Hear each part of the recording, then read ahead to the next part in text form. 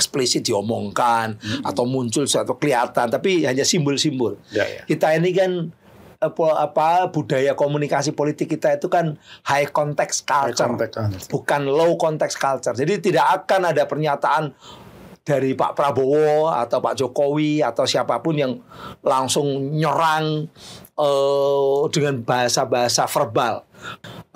Ada semacam, bukan spekulasi, tapi ada semacam persepsi publik bahwa ini peran Solo besar. Karena siapa yang diuntungkan dengan demo besar, dan kalau sampai presiden jatuh, ya kalau saya melihat secara kritis ya, ketika ada pernyataan bahwa mendukung Prabowo Gibran 2 periode, itu bukan berarti mendukung Prabowonya, karena Prabowo otomatis kuat dari presiden. Tapi itu sebenarnya adalah kepentingan Gibrannya sebenarnya. Jadi ini persoalan tidak sederhana.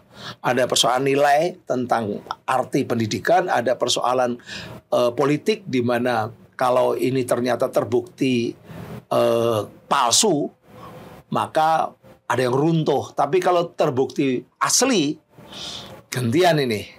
Roy Suryo dan lain-lain yang menuduhkan terus-menerus itu bisa saja dia masuk ke penjara gitu.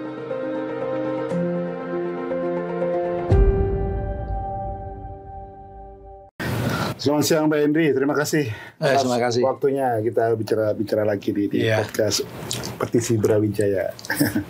Apa nih Pak Henry yang menarik yang kita bahas nih? Iya, perkembangan terakhir lah tentang politik kita, bagaimana hubungan antara Pak Prabowo dengan Pak Jokowi. Karena Pak Prabowo kan sudah hampir 1 tahun ini Pak. Iya. Kan itu banyak desas-desus ya. Katanya Pak Jokowi sekarang tidak lagi direspon dengan positif Pak Prabowo gitu kan.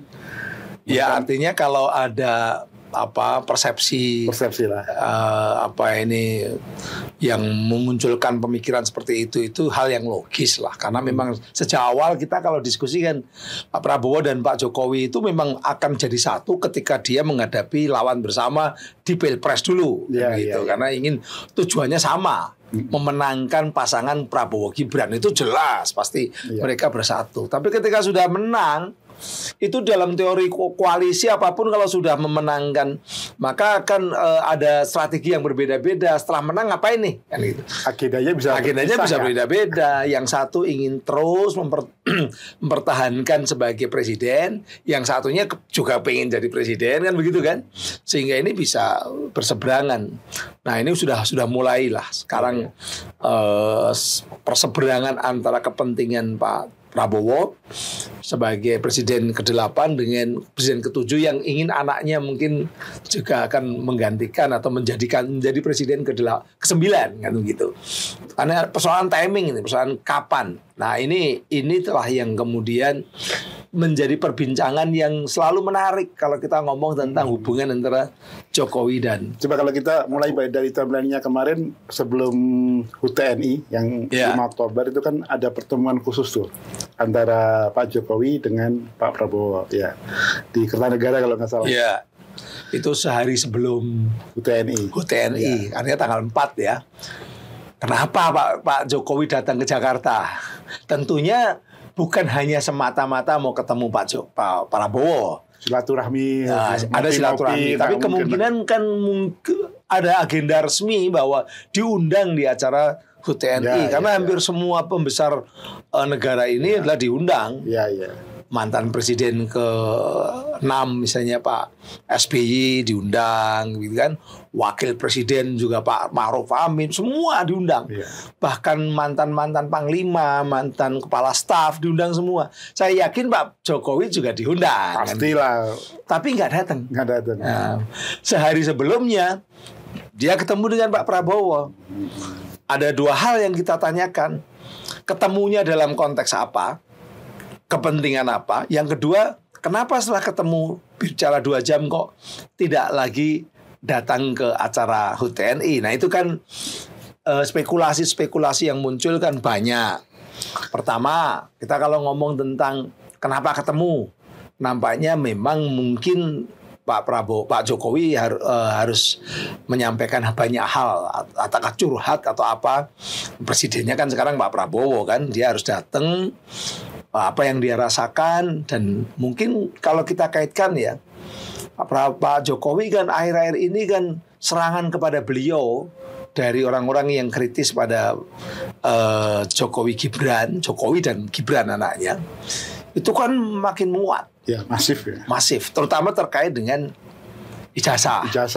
Ijazah itu kan nggak selesai-selesai sampai sekarang. Bahkan desakan kepada Polda Metro supaya menangkap Roy Suryo CS misalnya begitu. Itu kan datangnya dari orang-orang yang pengacara-pengacaranya Pak Jokowi atau datang dari kelompok-kelompok yang memang pendukung Pak Jokowi. Pendukung dari Solo kan begitu. Itu kan saya yakin kalau saya ya, misalnya saya jadi Pak Jokowi pasti juga terganggu ketika sebenarnya sudah selesai, udah tidak lagi jadi presiden, tapi kok diungkit-ungkit terus mengenai ijazah. Nah, tapi juga logis karena ijazah ini bukan persoalan administrasi semata. Ijazah ini adalah persoalan sebagai pejabat negara yang ternyata banyak persoalan.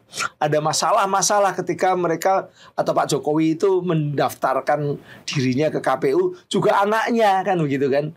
Artinya ini kan persoalan ijazah ini juga persoalan politik sekarang maupun politik akan masa depan. Bukan hanya politik masa lalu. Zaman eranya Pak Jokowi ketika dia jadi wali kota, gubernur, lalu kemudian jadi presiden 2 kali. Tapi anaknya ini loh, karena ada kaitannya ini. Betul. Kalau bapaknya bermasalah, pasti nanti juga ini akan terkait dengan anaknya. Dan mungkin juga termasuk kekuatan politik yang selama ini berdekatan dengan Pak Jokowi atau gandul Pak Jokowi. Jadi ini persoalan ijazah ini memang bagi dua pihak ini hal yang sangat penting, bukan persoalan administrasi atau persoalan tertentu yang masa lalu aja harus buka gitu. Tapi ini masalah politik masa depan. Bahkan boleh dikatakan point of no return. Harus menang ini kalau kelompoknya Pak Jokowi. Kalau saya orangnya Pak Jokowi, saya juga harus menang karena kalau enggak bisa habis. Bisa habis yang namanya Gibran dan partai yang membackup katakanlah atau orang-orang yang membackup bisa habis kalau sampai kemudian kalah. Tapi bagi masyarakat sendiri ini juga bukan hal yang sederhana. Saya orang kampus. Ini juga menjadi penting. Apa pentingnya? Yang namanya pendidikan itu bukan sekedar persoalan ada ijazah dan tidak. Kalau ternyata ini ijazah ini ternyata memang tidak asli, misalnya begitu ya, tidak asli. Itu kan berarti kan orang bisa aja mengatakan bahwa nggak perlu pakai ijazah asli aja bisa jadi presiden. Tapi kalau bicara ijazah itu kan ada, kalau di hukum ada 2 kan, sah dan tidak sah gitu ya. Iya, sah dan tidak sah, ya betul. Artinya tidak asli itu yang tidak sah. Kalau sampai tidak sah, tidak asli atau tidak sah, itu kan pasti akan muncul pernyataan-pernyataan bahwa nggak usah sekolah tinggi-tinggi bisa jadi presiden kan begitu. Bahkan mungkin juga bisa jadi wapres dan sebagainya. Itu kan bisa membuat bias bahwa semangat untuk sekolah pendidikan tinggi itu lalu seolah-olah nggak penting. Jadi drop. Itu berbahaya, Pak. Betul. Pak Sigit ingat nggak di era Orde Baru siapa idola kita? Kalau ngomong tentang pendidikan, Habibie ya. Ketika ada lagu Umar Bakri pun yang di quote itu ingin jadi seperti Habibie kan begitu kan. Kenapa Habibie? Pendidikan. Dia PhD-nya di Jerman, kemudian menjadi ahli di bidang teknologi dan juga menjadi pejabat tinggi kan begitu. Punya legacy juga. Dan punya legacy. Jadi pendidikan. Nah, kalau sekarang siapa? Untuk tingkatan seperti Habibie kita agak kesulitan walaupun adalah menteri yang baru misalnya nanti kita bahas. Nggak fenomenal itu lah. Tidak fenomenal seperti dulu ya. Fenomenal Pak Habibie itu kan profesor, doktor, engineering yang membuat rekayasa pesawat terbang yang diakui oleh internasional dan sebagainya gitu loh, Mas. Jadi ini persoalan tidak sederhana. Ada persoalan nilai tentang arti pendidikan, ada persoalan politik di mana kalau ini ternyata terbukti palsu, maka ada yang runtuh. Tapi kalau terbukti asli, gantian ini. Roy Suryo dan lain-lain yang menuduhkan terus-menerus itu bisa saja dia masuk ke penjara gitu. Ya nih sebelum pertemuan tuh kan sempat muncul ya ada pernyataan dari Pak Jokowi nih. Saya kembali lagi ke titik yang pertama bahwa dia menyarankan menghimbau para relawannya untuk mendukung Prabowo Gibran 2 periode.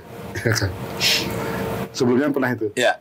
Kemudian yang kedua bersamaan itu juga muncul sebuah fenomena juga itu kemarin KPU tuh akhirnya secara resmi mengeluarkan ijazah yang pernah di store ya waktu pencalonan. Padahal sebelumnya enggak ya.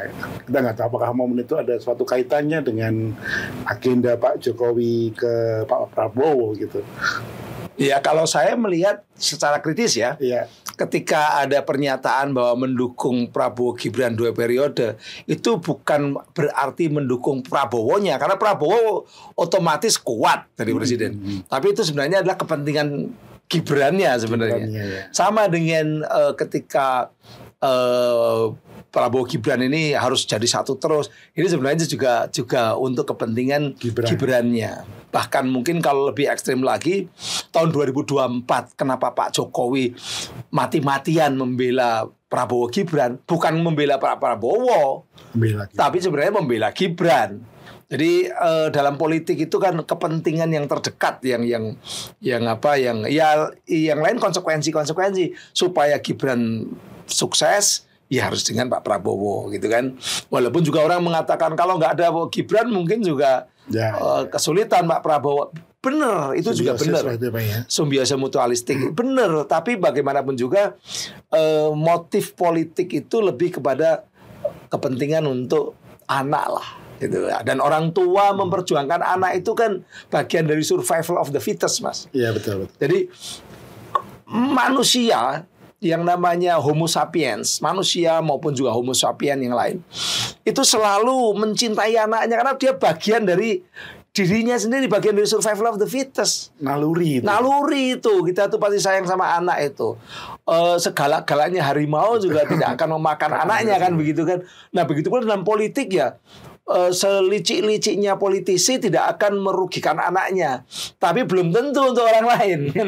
Untuk orang lain ya dimanfaatkan bisa kan begitu. Makanya saya melihat kalau Pak Jokowi mati-matian membela Prabowo Gibran, sebenarnya yang dibela ya anaknya kan begitu. Itu sederhananya begitu. Jadi kalau bisa disimpulkan kemarin itu semacam bentuk ini juga ya. Pertemuan itu semacam mencari dukungan politik ya. Iya, seolah-olah kan bisa terbaca Pak Jokowi mendukung Pak Prabowo 2 periode kan begitu, seolah-olah begitu. Tapi di balik itu hidden reality atau hidden agendanya adalah sebenarnya adalah anaknya juga supaya aman 2 periode juga gitu kan. Kalau Pak Prabowo 2 periode kan periode berikutnya dia udah sepuh. Sekarang aja udah sepuh kan. Otomatis yang akan kuat adalah wapresnya kalau 2 periode, dan wapres ini kan masih muda. Kalau hanya 5 tahun dia masih usianya berapa sih? 40-an sekian. Tapi ketika 10 tahun dia semakin matang, dia akan menjadi calon presiden yang lebih kuat lagi. Jadi selalu ada hitung-hitungan lah itu. Ada hitung-hitungan politik. Makanya yang penting masyarakat itu cerdas ketika melihat statement-statement seperti itu. Ya karena pasti kait-mengkait lah kenapa Pak Jokowi itu ingin Pak Prabowo 2 periode. Kemudian yang kedua, karena kan sebelumnya itu juga muncul bahwa ada suatu agenda dari pihak Pak Jokowi ingin kudeta itu ada ya. Iya. Itu kan. Terus kan muncul itu sebagai reaksi itu kayaknya. Ya betul. Karena ketika ribut-ribut demo besar itu kan sebenarnya kan ada semacam bukan spekulasi tapi ada semacam persepsi publik bahwa ini peran Solo besar. Karena siapa yang diuntungkan dengan demo besar, dan kalau sampai presiden jatuh, kalau pas sampai presiden itu kemudian tidak bisa meneruskan misalnya begitu karena ada kerusuhan gitu, yang naik ya secara konstitusional tuh wapres. Iya betul. Artinya kalau ada apa-apa pada Pak Prabowo, apakah itu dia jatuh sakit atau dia tidak bisa melanjutkan kepemimpinan, yang naik secara konstitusional automatically itu wapres gitu ya. Itu. Makanya muncul untuk menepis itu kayaknya sih. Kayaknya untuk menepis itu bahwa ya. 2 periode dan juga untuk supaya Pak Prabowo supaya nyaman lah, lebih nyaman begitu ya. Kendati memang ya itu tadi kayaknya memang sudah dulu kesepakatan 2 tahun yang pernah diungkap banyak tokoh, banyak analis. Nampaknya memang sekarang sudah agak semakin menipis gitu, semakin skenario ini semakin lemah ini. Lemah ya. Karena memang politik itu kan dinamis sekali Pak Sigit. Dan nampak bahwa Pak Prabowo juga semakin menguat gitu ya. Iya betul. Ya makin menguat karena dilihat dari beberapa pernyataan dari menterinya ya yang kayaknya nggak mau disangkut-pautkan lagi dengan proyeknya Pak Jokowi, misalkan bus. Ya betul, bahwa sekarang memang pemerintah nampak bahwa mencoba untuk mulai melepaskan diri atau mengkat beban-beban politik dan ekonomi yang diwariskan dari pemerintahan yang masa lalu. Misalnya IKN sudah itu tidak lagi menjadi prioritas ya. Beberapa proyek strategis nasional 167 Pak dicoret. Ada gitu. dicoret itu termasuk PIK 2 ya. Termasuk PIK 2 yang sebenarnya adalah aguan itu sangat dekat dengan Pak Jokowi kan begitu kan. PIK 2 kemudian banyak ini Rempang yang juga ya. sempat dicoret. Nah ini semua bukan hanya atas nama efisiensi itu, tapi memang ada upaya bahwa Pak Prabowo juga mulai lebih rasional, beban-beban berat masa lalu itu dihilangkan. Apalagi seperti pernyataan tadi Pak Menteri Keuangan yang tidak mau membayar WUS yang hutang WUS yang dibebankan kepada APBN, dia nggak mau. Nah ini pasti udah dipikirkan dan ada diskusi di dalam pemerintahan. Tidak mungkin itu ditentukan oleh seorang menteri yang baru saja ditunjuk kan, gitu kan? Pasti ini sudah ada Pak Prabowo juga pasti di belakangnya. Artinya tidak mungkin Pak Prabowo sama menterinya itu berseberangan. Kan itu kan inline dengan pencoretan PSN, mau bayar IKN itu kan satu rangkaian. Dan apalagi memang WUS itu membebani betul gitu kan. 1 tahun aja kerugiannya bisa 1,6 triliun, itu kan luar biasa, dan itu akan membebani APBN itu sampai 100 tahun lebih baru lunas. Coba bayangkan, ini kan bukan hanya bom waktu, tapi ini adalah benalu yang akan bomnya sekaligus benalu untuk sampai 100 tahun lebih. Saya nggak tahu itu nanti siapa yang harus melunasi itu. Generasi ini yang kadangkala dulu kenapa sampai terjadi seperti ini, gitu kan? Padahal kita ini banyak orang pinter. Bahkan dunia perkeretaapian itu kalau kita mau ngomong ya, ada orang yang mampu membuat kereta api Indonesia itu menjadi bagus sekali. Siapa? Pak Jonan. Yeah. Pak Jonan ketika menjadi dirut kereta api itu mengubah dari perkeretaapian yang dulunya itu kumuh, penuh, kalau kita pakai Jabotabek itu panas dan ada yang naik di atas gitu, sampai dulu disemprot itu mereka yang ada di atas, karena dulu kebetulan kakak saya itu kepala Daop di Jakarta, jadi tahu bagaimana sulitnya mengatasi itu. Tapi di era Pak Jonan sukses, orang bisa masuk karena keretanya diperbaiki, kasih AC, dimanusiakan, stasiun-stasiun jadi bagus, dan Pak Jonan bisa meningkatkan kualitas perkeretaapian Indonesia. Sayangnya Pak Jonan itu tidak diikuti omongannya ketika dia berbicara mengenai WUS, tentang akan kerugian WUS, tentang perlunya sebenarnya membangun infrastruktur lebih baik perkeretaapian itu jangan hanya di Jawa. Tapi nggak didengarkan orang seahli Pak Jonan. Saya terus terang seneng sama Pak Jonan. Kebetulan sama-sama dari UNER, itu alumni UNER juga, Fakultas Ekonomi UNER. Sama-sama dari Surabaya itu, dari Saint Louis Surabaya, SMA-nya itu Mas. Ya, SMA terbaik itu. Itu terbaik di Surabaya untuk swasta ya. Nasional swasta juga dia masuk. Iya. Ya, jadi kalau kita perhatikan sekarang ini posisi Pak Jokowi agak melemah ya Pak ya. Saya melihat begitu. Agak melemah. Karena Pak Prabowo sudah mulai secara politik lah ya. Iya, sudah mulai mengambil jarak lah, walaupun tidak frontal. Karena dalam kultur politik di Indonesia, Jawa itu memang biasanya tidak ada yang namanya secara eksplisit diomongkan atau muncul atau kelihatan, tapi hanya simbol-simbol. Kita ini kan budaya komunikasi politik kita itu kan high context culture, bukan low context culture. Jadi tidak akan ada pernyataan dari Pak Prabowo atau Pak Jokowi atau siapapun yang langsung nyerang dengan bahasa-bahasa verbal bahwa saya akan memisahkan diri, saya tidak mau, misalnya begitu. Enggak, itu namanya low context culture. Tapi high context culture yaitu apa?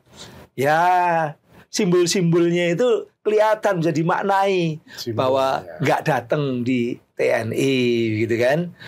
Setelah 2 jam ketemu, nampaknya lalu manggil menteri-menteri yang terkait dengan isu-isu yang agak dekat dengan Pak Jokowi. Itu simbol-simbol. Kita nggak bisa mengikuti secara langsung, tapi membaca simbol-simbol itulah akhirnya kita menganalisis bahwa memang ada masalah. Tapi yang menarik juga nih, Prof, berkaitan dengan semakin melemahnya posisi Pak Jokowi politik ini sekarang, kayaknya ditimpa sama Roy Suryo CS yang agak semakin di atas angin sekarang kayaknya. Iya, karena tadi Roy Suryo kayaknya punya energi yang luar biasa, panjang dan ditambah Rismon ya.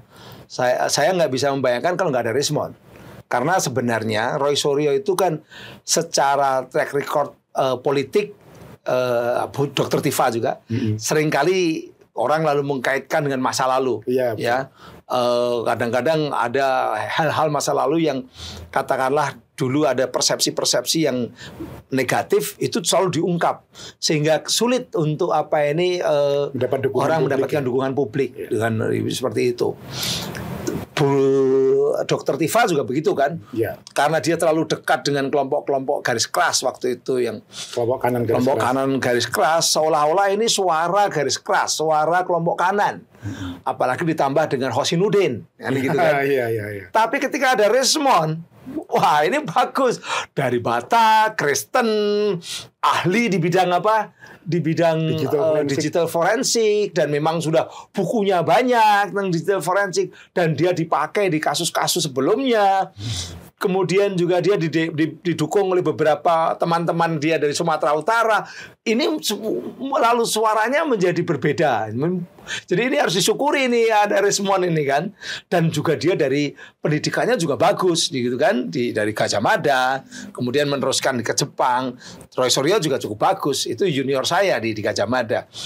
Ini hal yang mungkin tidak pernah disangka. Begitu kuatnya mereka untuk mempertanyakan tentang keaslian ijazah ini. Iya, akhirnya sampai KPI pun luluh tuh mau ngeluarin. Ya karena memang ijazah itu bukan informasi yang dikecualikan untuk tidak boleh dibuka. Justru ijazah dengan sebagai arsip maupun data-data milik KPU tentang seorang calon pemimpin negara atau milik pemimpin negara itu memang harus terbuka ketika ditanya, diminta. Kan orang jadi spekulasi juga. Ini setelah situasi politik menguntungkan, mereka berani ngeluarin gitu. Sebelum-sebelumnya nggak berani gitu. Nampaknya akan seperti politik kan selalu begitu. Politik itu selalu berhitung ya. Bahwa ketika angin sudah mulai bertiup ke kanan kuat, orang akan ikut ke kanan. Dan itu nanti juga begitu pula. Ini kan DPR juga masih diem. Ya betul. Kalau kita ngomong ijazah, DPR masih diem. Tapi kemarin di MK ada ya, Profesor Asrul Sani sempat nyinggung-nyinggung dikit. Ya. Nanti kalau sudah semakin terbuka, jadi semakin ada banyak yang terbuka, termasuk mungkin suara kita juga didengar, itu baru orang mempersepsi bahwa ini adalah suara mayoritas. Jadi di dalam komunikasi itu ada istilahnya the pictures in our head, gambar yang ada di kepala kita tentang realitas itu kita perlakukan seolah-olah adalah realitas itu sendiri, fakta itu sendiri. Jadi apa pictures in our head, gambar yang ada di kepala kita itu? Ya yang tadi kita lihat, misalnya, loh ini kok sekarang yang ngomong bukan hanya Roy Suryo dan Rismon, tapi kok semakin banyak. Kok ada Profesor Komarudin Hidayat juga ngomong gitu kan. Ada dari MK tadi siapa? Arsul Sani atau yang lain-lain. Lama-lama orang mengatakan ini kuat, ini semakin kuat. Nah, itu yang dia bayangkan dan diperlakukan sebagai realitas. Lama-lama orang itu lalu berani ngomong karena temannya banyak kan gitu. Kalau awal-awal cenderung diam. Kenapa? Takut kalau salah, takut kalau berhadapan dengan dia menjadi bagian dari minoritas. Tapi ketika orang mulai mempersepsi ini orang banyak, nah dia lalu ikut bicara. Lama-lama betul-betul banyak, Pak. DPR belum ya? Kita tunggu. Ya, semakin menguat bahwa logika bahwa menyaksikan keaslian itu semakin menguat. Jadi apa yang disampaikan kelompok-kelompok ini menguat, dia pasti nanti akan lama-lama akan memunculkan. Nah, itu terakhir statement dari Rektor UGM itu gimana sih, Prof? Saya nggak ngikutin. Ya, kalau Rektor UGM kan statementnya menyatakan bahwa Pak Jokowi itu alumni UGM, terjawab daftar dan sebagainya. Tapi belakangan kan bahwa keabsahan tentang ijazah ijazah setelah diberikan itu ya sudah milik masing-masing kan gitu. Jadi apakah itu bagaimana kemudian berikutnya kan UGM juga tidak bisa mengetahui apa yang terjadi dengan barang itu sendiri. Jadi ada banyak kemungkinan, Pak. Kemungkinannya adalah apakah itu hilang, apakah itu rusak, apakah itu atau memang tidak ada kan begitu kan. Tapi memang kalau prosesnya Pak Jokowi pernah di UGM itu nampaknya ada beberapa saksi. Saya ini punya teman di Facebook ya. Ada Pak Samiudinto, ada Pak Fronojiwo, itu orang-orang yang sejak tahun 2017 itu mengaku sebagai teman-temannya Pak Jokowi kuliah di Gajah Mada. Samiudinto itu malah SMA-nya hampir sama dengan saya. Dia di SMA-nya di Jogja, SMA Muhammadiyah 2 Jogja itu dia. Saya di SMA yang lain, tapi saya tahulah bahwa itu mereka orang Jogja. Nah, kalau memang apa yang dinyatakan itu benar, berarti memang Pak Jokowi itu dulu kuliah bersama mereka gitu loh. Nah, tinggal sebenarnya kan dibuktikan ini. Secara administrasi aja ya. Secara administrasi ya pakai petun misalnya begitu, atau pakai menggunakan katakanlah verifikasi dari lembaga yang independen, orang-orang yang independen untuk memastikan. Ini penting, Mbak. Kalau sekarang lalu ada teman-teman dari pendukung Pak Jokowi yang ingin supaya Roy Suryo di proses hukum ditahan, mau ditangkap ditahan, itu saya sebagai orang yang tahu persis tentang undang-undang ITE itu tidak bisa. Kenapa, Pak? Pertama, yang namanya undang-undang ITE ini yang mereka pakai kan kalau untuk nahan itu kan pakai pasal pencemaran nama baik, fitnah, ya kan, dianggap pakai fitnah. Fitnah pencemaran nama baik itu di undang-undang yang terbaru, Undang-Undang Nomor 1 Tahun 2024, sanksinya cuma 2 tahun maksimal. Dan itu KUHP mengatakan kalau yang bisa ditahan itu yang lebih dari 5 tahun. Ini hanya 2 tahun nggak bisa ditahan. Ya makanya lalu kan sempat dikenakan pasal 32. Tapi nggak tepat juga pasal 32 dan pasal 35 itu Undang-Undang ITE itu tentang mengubah informasi elektronik. Mereka nggak ngubah kok. Dan bukan seperti itu pengertiannya. Mengubah informasi elektronik itu yang dilarang oleh undang-undang. Itu yang informasi yang ada tersimpan di sistem elektronik kita. Perangkat kita, sistem elektronik kita yang memang itu bagian dari properti kita.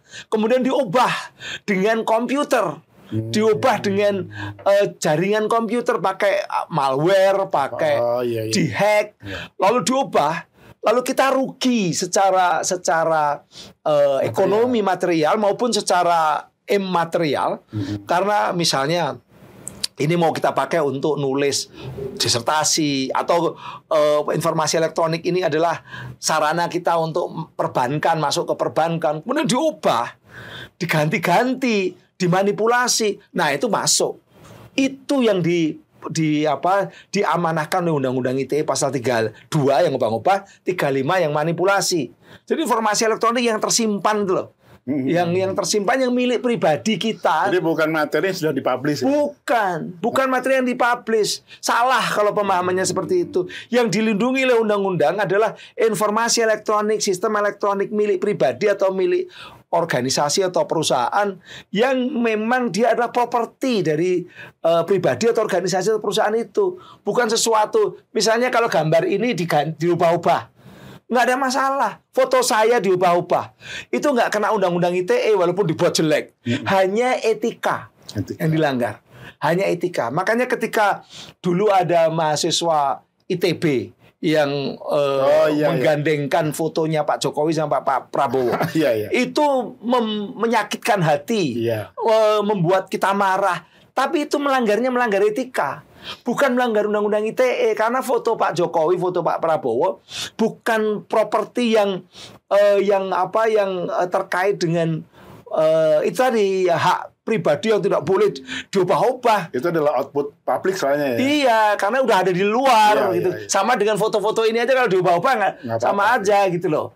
Ya cuman tadi nggak etis lah kalau presiden dimain-mainin seperti itu gitu loh Pak. Iya. Nah artinya seringkali teman-teman itu memaksakan undang-undangnya bukan untuk itu, mau dipakai untuk megang atau nahan orang-orang yang tidak masuk dalam norma di dalam undang-undang itu, gitu. Iya. Kalau kita bicara tentang produk informasi nih, Pak. Sekarang tadi kan ada kayak ijazah, kemudian yang terakhir juga produk informasi juga nih di Trans TV kemarin tuh, Pak.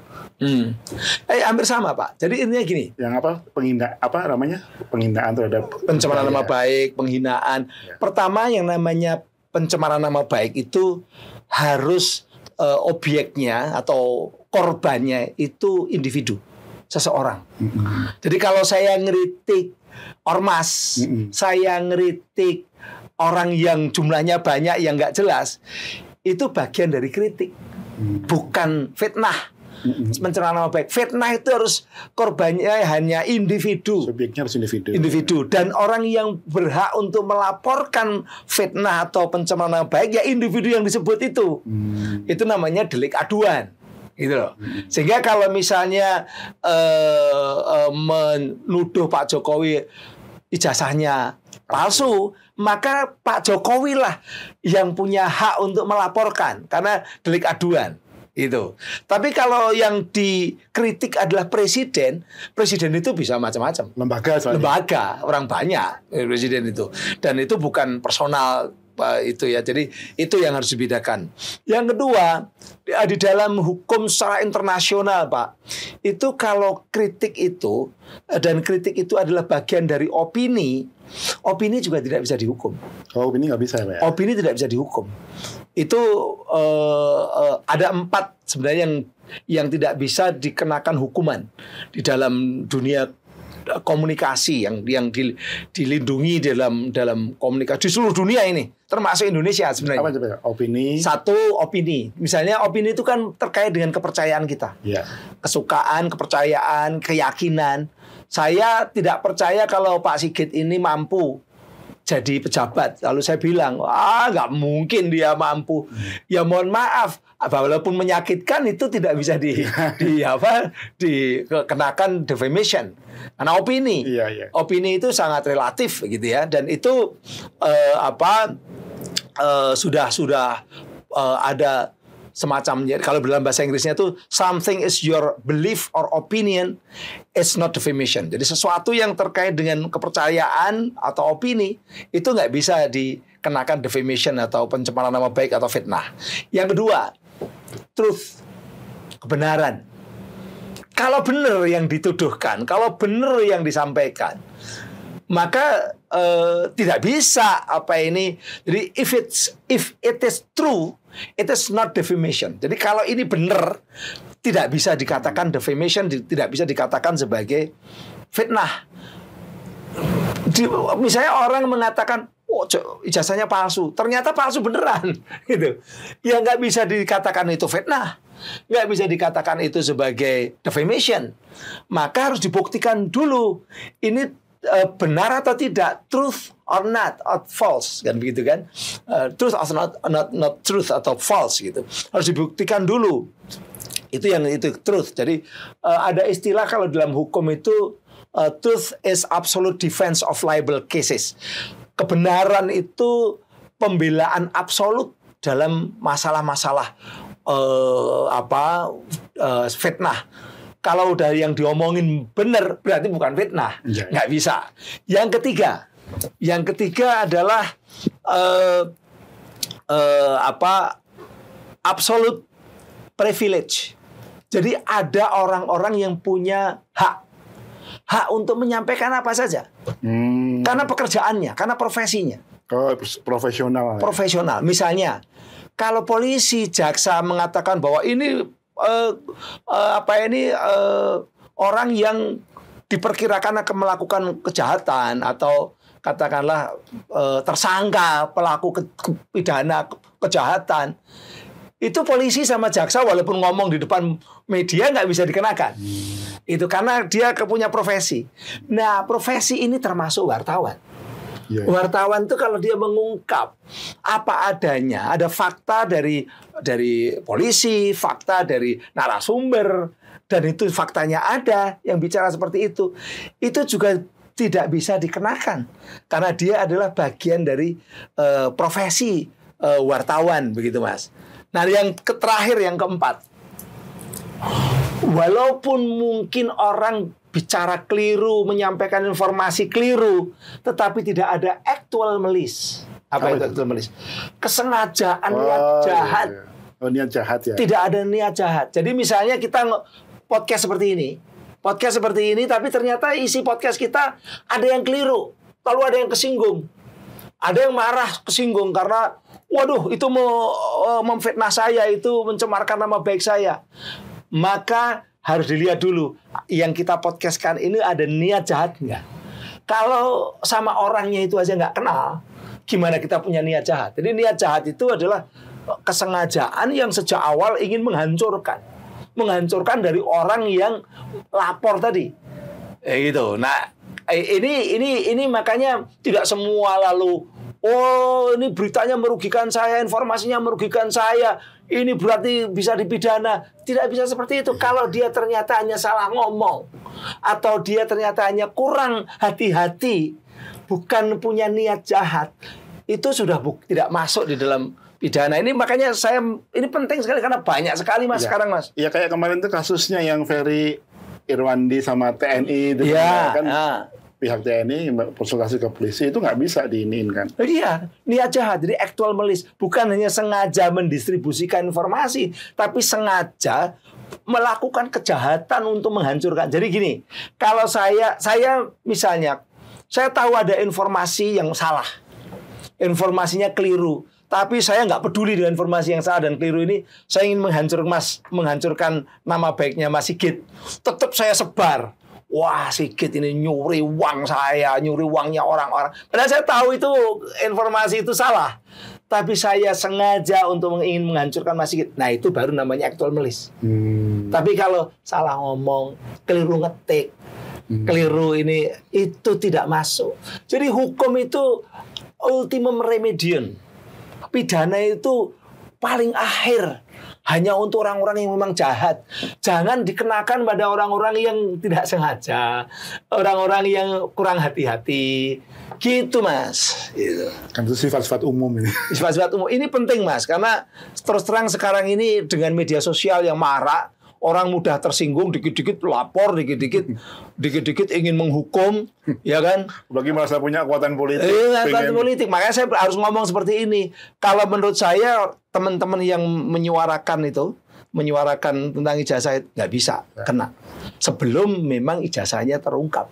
Kalau actual malice kayaknya bisa saja itu kan, karena kan lu berkali-kali gitu ya. Tapi kalau harus ditunjukkan bahwa faktanya memang salah.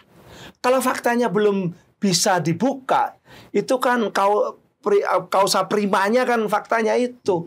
Gitu Mas. Ya. Itu memang menarik juga ya. Apalagi kemarin yang fenomena terakhir itu loh, yang di Trans TV itu kan responnya begitu cepat tuh, sampai ketua PBNU aja merespon gitu.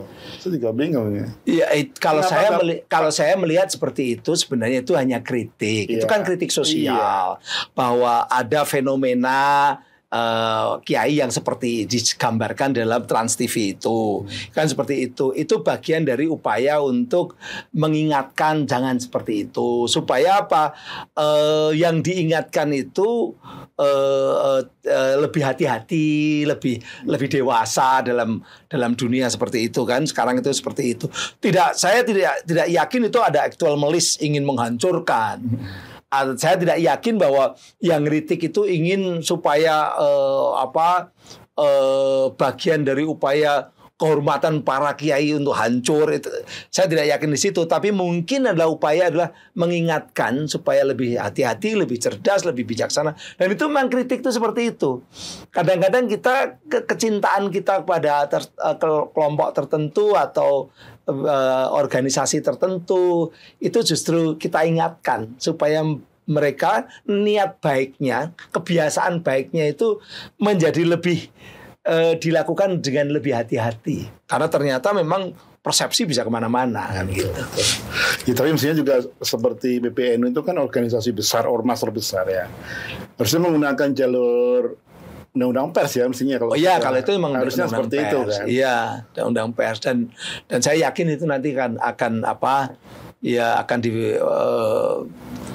ditengahi oleh Dewan Pers kan begitu. Karena ini produk jurnalistik dan sekali lagi jurnalistik itu punya privilege tadi. Betul. Punya profesinya itu adalah mengungkap fakta dan profesinya mengkritik.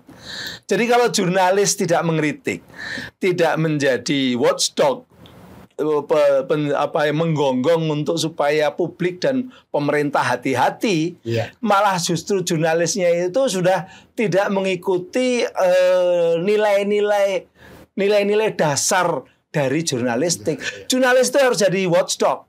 Jadi gonggongannya itu mengingatkan orang lalu hati-hati, kaget lalu hati-hati gitu. Kalau jurnalis sudah dipelihara oleh kekuasaan, dipelihara mereka yang kuat, itu bukan watchdog tapi pet dog. Itu anjing piaraan yang lucu, termul dong. Anjing piaraan yang lucu, yang wangi gitu kan. Dia baru jenggong atau menyala kalau lapar gitu. Tidak seperti itu media. Media itu kalau ada yang sesuatu yang nggak baik ya atau yang dia curigai, jegong supaya mereka hati-hati itu. Jadi itu filosofi media. Jangan malah medianya lalu disalah-salahkan. Iya. Atau media jangan jadi follower aja. Media juga jangan jadi follower atau jangan jadi pet dog tadi, gitu kan. Iya. Nanti pakai pita, kalau pakai dog itu pakai pita itu kan, ditandani, lucu, nggak takut kan? Apa ini orang berbuat salah di depannya? Iya. Oke, Prof. Dari pembicaraan ini apa yang ingin disampaikan, Prof? Kurang lebih poin-poin yang penting nih, terutama yang menyangkut tadi soal pencemaran nama baik gitu. Iya, kalau makanya kedewasaan kita kan ini belum di masyarakat itu belum dewasa ini. Dikit-dikit direaksi dengan turun massa. Itu problemanya kita adalah kita ini agak sulit untuk menerima perbedaan. Ya. Terutama perbedaan politik. Jadi, kalau udah perbedaan politik dianggap menyebalkan sedikit udah dilaporkan. Itu kan yang terjadi kan seperti itu. Musuh dilaporkan nggak tahu pasal apa yang penting dia kena kan gitu. Padahal pasalnya sudah sejak reformasi. Ya sejak reformasi itu sudah semuanya udah direvisi, diubah mengikuti yang namanya kebebasan berpendapat. Termasuk Undang-Undang ITE. Undang-Undang ITE itu tidak seperti yang dibayangkan orang. Undang-Undang ITE itu sangat sulit untuk dikenakan pada orang yang ngeritik. Sangat sulit. Karena memang sudah sangat spesifik, harus ada kesengajaan, ada aktual melis kan begitu. Kemudian yang dituduhkan itu memang bukan fakta kan gitu. Nah, dan pelakunya bukan orang yang punya profesi sebagai pengungkap informasi. Kalau orang dia profesinya memang itu, ya nggak bisa gitu, Mas. Iya, Prof. Dari ini untuk closing system ini, Prof, apa aja nih yang ingin disampaikan? Nah, saya ingin supaya pertama di era sekarang ini masyarakat perlu lebih cerdas, jangan mudah untuk marah, lalu memaksa hukum seolah-olah bisa jadi alat untuk mengapokkan musuh. Baik itu musuh itu menjengkelkan atau Tapi lihat dulu, pelajari dulu tentang hukum itu sendiri, seperti yang saya sampaikan tadi. Yang kedua, kalau terkait dengan Pak Prabowo, nampaknya ini hampir 1 tahun Pak Prabowo ini memang perlu melakukan banyak hal untuk menghilangkan beban-beban politik dan ekonomi yang tinggalan dari pemerintah sebelumnya. Kita tahu bahwa Pak Prabowo ini sekarang dapat amanah sampai 2029, bahkan kalau ngikuti Pak Jokowi kan terus kan gitu kan. Tapi kalau seperti ini itu kan juga berat. Nah, untung Pak Prabowo bisa memilih beberapa menteri yang sekarang, terutama Menteri Keuangan yang saya salut. Dia terbuka, dia menyampaikan reasoning kebijakannya, walaupun bisa saja dikritisi juga, tapi kebijakan yang dia lakukan itu cukup rasional ketika untuk konteks saat ini. Dan dia menggelontorkan uang sekian 200 triliun, kemudian coba mempermudah investasi, kemudian pajak juga ditunda, tidak menambah pajak, tidak ada kenaikan pajak cukai, tidak macam-macam. Dia berbeda dengan Bu Sri Mulyani ya, dan dia berharap supaya ekonomi jalan. Nah, saya mengatakan pandangan-pandangan Pak Purbaya yang sudah cukup bagus itu perlu dibarengi dengan kebijakan politik. Karena investasi, ekonomi yang jalan, tidak cukup hanya kebijakan ekonomi, tidak cukup hanya kebijakan fiskal dan kebijakan moneter kan. Tapi keamanan investasi, bagaimana certainty-nya bangsa ini, apalagi tentang korupsi. Kalau korupsi masih merajalela, investor pasti malas, Pak. Iya.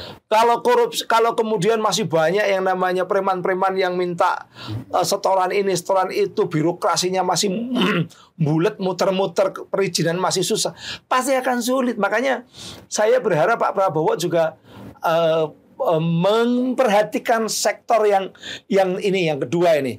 Ekonomi udah bagus, ada Pak Purbaya yang tentang bagaimana mengamankan kondisi kita supaya korupsinya betul-betul ditekan, kemudian birokrasi yang sering mempersulit itu juga semakin hilang. Itu impact-nya juga ke pembayar pajak. Oh iya. Karena orang begini, ngapain biar pajak dikorupsi melulu kan begitu akhirnya kan orang udah banyak itu. Jadi saya kan kebetulan bimbingan saya disertasi maupun tesis kan banyak yang bicara mengenai pajak gitu. Selalu mulainya adalah kenapa masyarakat semakin enggan bayar pajak, atau katakanlah ketika dia punya kesempatan untuk speak up itu ngomong tentang pajak itu memberatkan kan gitu. Karena marahnya apa? APBN kita 85% pajak. Ditopang pajak. Artinya pajak ini utama. Terus kemana yang bumi, air, dan kekayaan alam di dalamnya dikuasai oleh negara? Yang kemarin dibanggakan ada hilirisasi. Uangnya di sebagian mana? Padahal kita ini sangat kaya. Kaya sekali. Emas kita luar biasa banyak. Tambang-tambang emas. Kemudian tambang-tambang minyak kita juga tidak kalah dengan Timur Tengah. Nikel ini adalah kita termasuk yang cukup terbesar di dunia, kan begitu. Kemana aja gitu loh.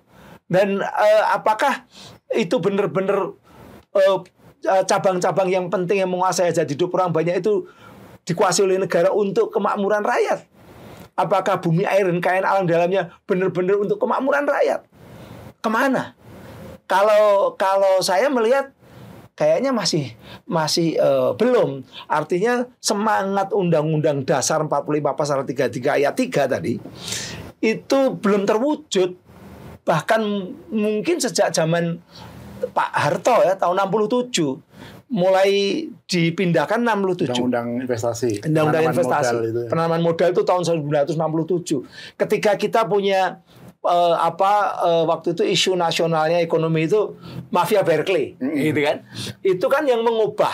Dulu sebelum itu memang Pak Karno karena mungkin kondisi politiknya belum stabil ya, masih ada pemberontakan dan sebagainya.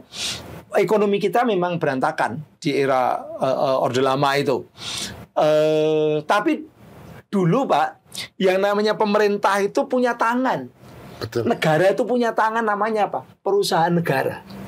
Misalnya PNKA, perusahaan negara kereta api. Dulu kereta api itu punyanya negara. Pertamina, perusahaan tambang minyak negara. PN Sandang, perusahaan negara bikin sandang. Semua hal yang menguasai hajat hidup orang banyak itu negara yang melaksanakan. Dulu begitu. Nah, ketika kemudian ahli-ahli ekonomi datang dari luar negeri, dari Amerika, dari Berkeley tadi, pemerintah itu nggak boleh diwobalah menguasai tadi hanya dengan meregulasi. Jadi menguasai itu cukup menjadi regulator. Negara hanya regulator. Pelaksanaannya siapa? Pelaksanaannya bisa perusahaan yang dimiliki oleh negara, yang namanya BUMN, tapi bisa juga perusahaan yang dimiliki oleh swasta dan bisa juga dimiliki oleh asing. Dan sejak tahun 67 itu akhirnya muncul banyak sekali perusahaan-perusahaan asing masuk ke Indonesia.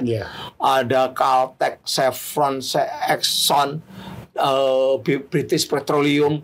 Itu tadi saya baca tentang BP yang ada di Bintuni itu udah cukup lama. Kalau BP, kalau Chevron, Exxon itu mengeksploitasi bumi air yang ada di Indonesia, itu produk Indonesia atau produk BP, produk UK? Indonesia maksudnya ya. Harusnya kan Indonesia. Kan gitu kan. Tapi kan yang mengelolakan mereka. Nah, di era barat sudah mulai tergeser sekarang era dari perusahaan-perusahaan Cina. Ya, yang di Morowali sana kan perusahaan-perusahaan Cina. Yang di Halmahera atau di Maluku Utara, Halmahera, saya tahun kemarin saya riset di sana selama 1 bulan. Itu tambang emas milik perusahaan-perusahaan Cina.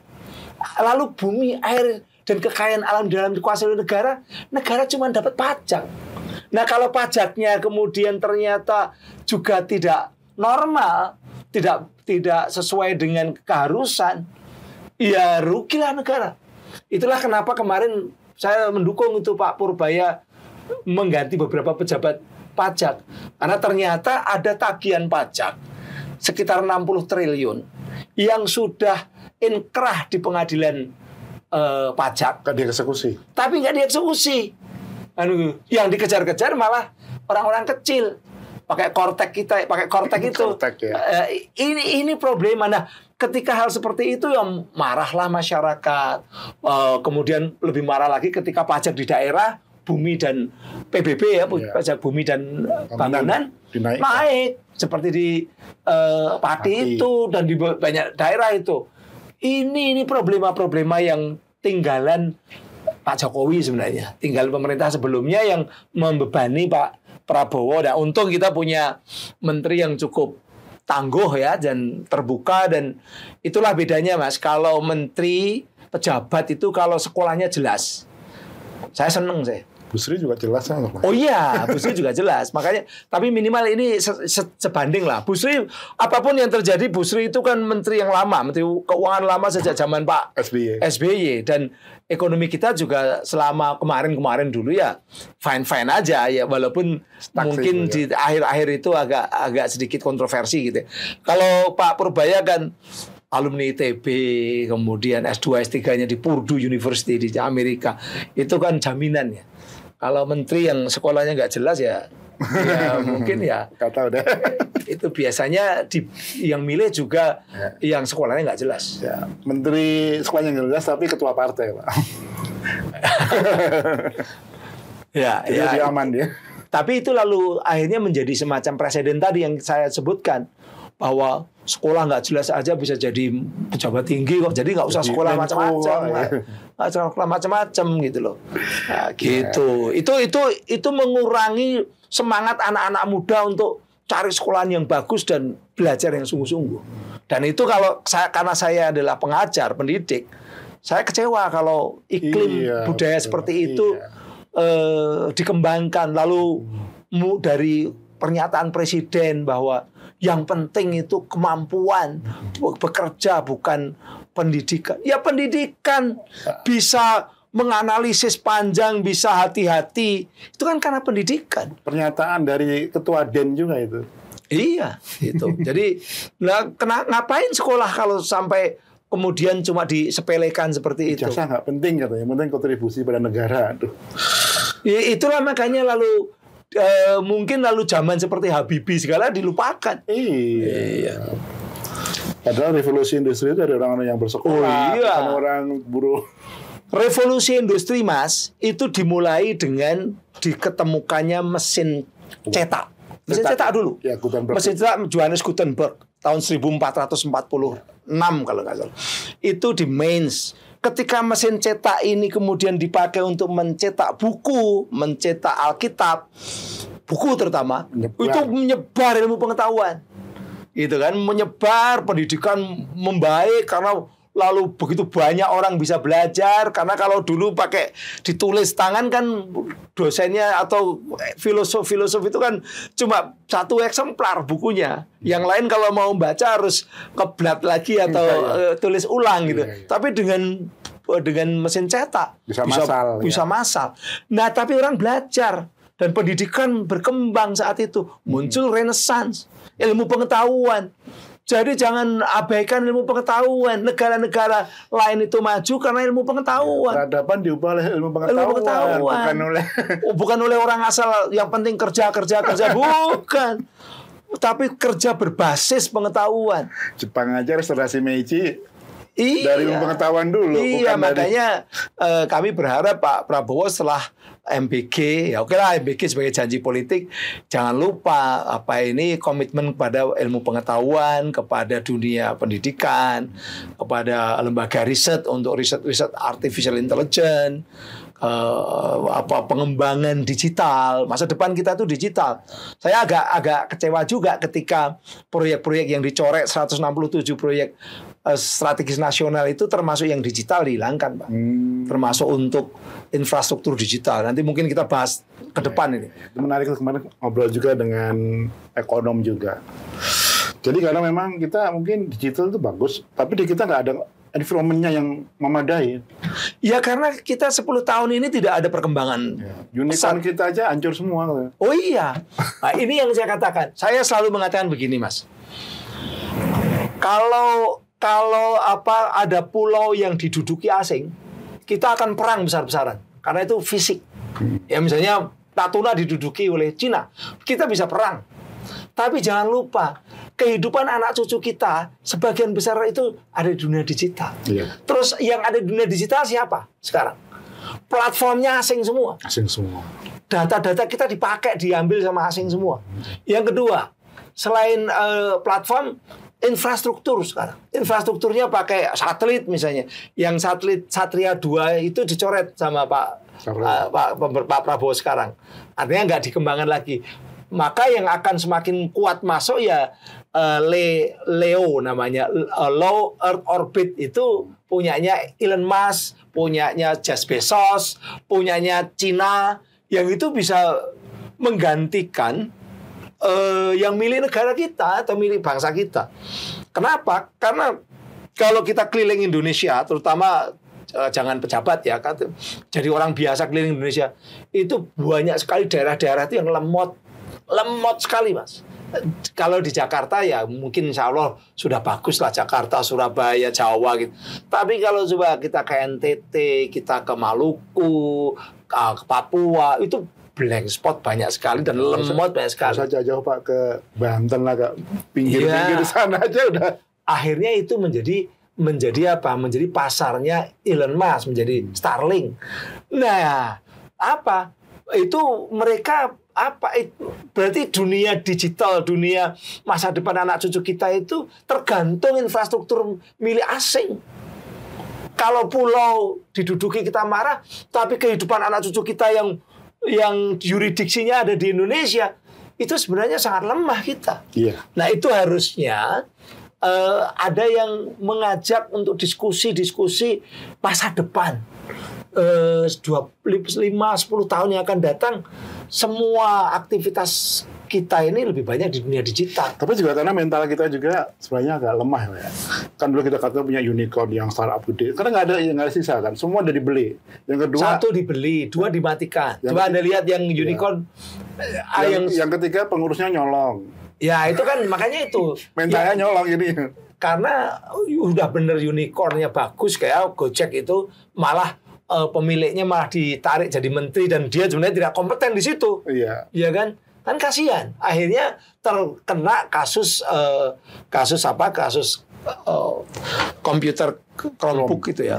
Nah, yang kedua itu dulu ada Bukalapak. Kemana sekarang? Hilang juga. Hilang, hancur karena berhadapan secara politik dengan kelompok penguasa. Nah, terus kemana yang lain? Tokped dibeli sama TikTok. Tokopedia dibeli sama TikTok, dibeli sama asing. Nah, ini adalah warisan-warisan yang justru lemah di dunia digital. Berarti itu yang saya melihat bahwa kemarin lihat HUT TNI kita masih bangga dengan pesawat terbang dan begini. Tapi coba kalau perangnya perang digital, kita lemah sekali, Pak. Perangnya kita kan asimetris sekarang. Dan sebenarnya perang kita itu sekarang perang digital. Iya, negara lain sudah pola. Negara lain korporasi asing udah macam-macam di negara-negara kita ini bisa berlakukan apa saja. Sementara kita nggak bisa di negara lain. Kita lemah sekali. Nah, itulah sebenarnya juga perlu dipikirkan oleh pemerintah sekarang untuk ini kebaikan ke depan. Ya. Oke, apa lagi Pak Hendy yang ingin disampaikan, Pak? Iya, artinya satu tahun Pak Prabowo itu banyak PR. Satu pertama adalah dia harus melepaskan dirinya dari tinggalan masa lalu, ya, terutama beban-beban ekonomi dan politik dia harus mampu. Sebagian sudah mulai dilakukan. Nah, itu saya bagus, itu saya appreciate. Yang kedua ya perlu pemikiran untuk ke depan. Visi ke depan, terutama tentang ada roadmap bahwa Indonesia ini sampai tahun 2045, 100 tahun kita merdeka itu, kita mau jadi apa untuk dunia digitalnya? Kita mau seperti apa kedaulatan kita? Apa yang harus dilakukan pemerintah tiap tahunnya? Apa yang dilakukan pemerintah? Apa yang dilakukan para peneliti? Apa yang dilakukan oleh industri?